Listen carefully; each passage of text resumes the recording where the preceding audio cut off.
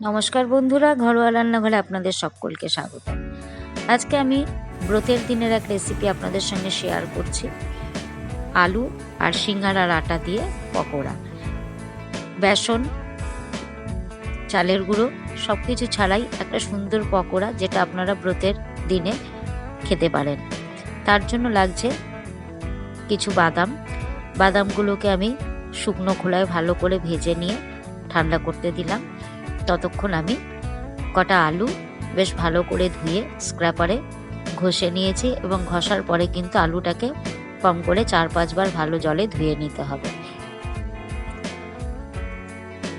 বেশ কয়েকবার জলের মধ্যে আমি ধুয়ে নিয়েছি। এবার আরেকবার আমি জলের মধ্যে ধুয়ে নিচ্ছি আলুগুলোকে। তবে যারা আমার চ্যানেলে নতুন, তাদের কাছে রিকোয়েস্ট হলো আমার চ্যানেলটিকে সাবস্ক্রাইব করবার জন্য। বাদামটা ঠান্ডা হয়ে যাওয়ার পরে খোসা ছাড়িয়ে বাদামটা পেস্ট করে নিয়েছি, দিয়ে দিলাম আমি আলুগুলোর মধ্যে। এবার সিঙ্গারার আটা বা পানি ফলের আটা, যাই বলেন না কেন, এটা আমি এখানে অ্যাড করে দিলাম। দিয়ে দিলাম সন্দক লবণ আর কিছু কাঁচা লঙ্কা কুচিয়ে নিয়েছি। এর মধ্যে আপনারা ইচ্ছা করলে কিন্তু গোলমরিচের গুঁড়োও দিতে পারেন। আর ব্রতের দিন ছাড়া এর মধ্যে আরও নানান রকম মশলা আপনারা অ্যাড করতে পারেন, কিন্তু যেহেতু একাদশীর দিনে নানান রকম মশলা ব্যবহার করা যায় না, এই কারণেই আমি শুধু এই 3-4টে জিনিস দিয়েই কিন্তু সুন্দর পকোড়া বানিয়ে আপনাদের সঙ্গে শেয়ার করছি। ভালো করে মাখানোর পরে বেশ খানিকটা রিফাইন্ড অয়েল আমি নিয়ে নিয়েছি।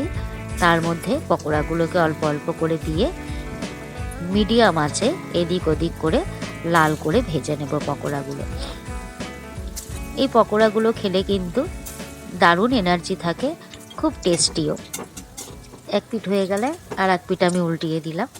এইভাবে এপিট ওপিট করে মিডিয়াম আঁচে সুন্দর করে পকোড়াগুলোকে ভেজে নিলাম। একাদশীর ব্রতের দিনে কিন্তু আপনারা এটা অবশ্যই খেতে পারেন। তবে কমেন্টসে জানাবেন আমার রেসিপিটি কেমন লাগলো। ভালো লাগলে অবশ্যই বন্ধু বান্ধবের সঙ্গে শেয়ার করবেন। তৈরি দেখুন কত সুন্দর মচমচে টেস্টি রেসিপি। ভালোই তো লাগলো না? Thank you.